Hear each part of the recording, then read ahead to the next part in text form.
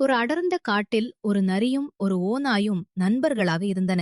ஒரு நாள் காட்டில் உணவு கிடைக்காததால் இருவரும் சேர்ந்து பக்கத்து கிராமத்தில் இருக்கும் கோழிப் பண்ணைக்குச் சென்று திருடத் திட்டமிட்டனர். ஆனால் அங்கு சென்றபோது எதிர்பாராத விதமாக பண்ணைக்காரன் விடுத்திருந்த வலையில் நரி மட்டும் மாட்டிக்கொண்டது. பண்ணைக்காரன் கையில் தடியுடன் வருவதைக் கண்ட நரி பயத்தில் நடுங்கியது.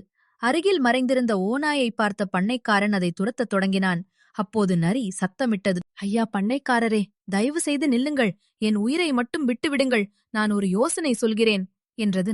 திருட்டு நரியே, வலைக்குள் இருந்து கொண்டு என்ன யோசனை சொல்லப் போகிறாய் என்றார் பண்ணைக்காரன். ஐயா, என்னை மட்டும் நீங்கள் இன்று விடுவித்தால் நாளை இரவு இதே நேரத்திற்கு எனது நண்பர்கள் 10 பேரை ஆசை காட்டி இதே இடத்திற்கு அழைத்து வருகிறேன்.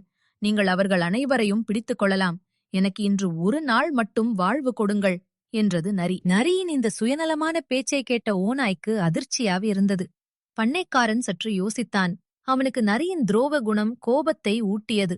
உடனே, உன்னைப் போன்ற துரோகியை நான் இதுவரை பார்த்ததே இல்லை. உன் உயிரைக் காக்க உன்னை நம்பியிருக்கும் நண்பர்களையே காட்டிக் கொடுக்க துணிகிறாயே.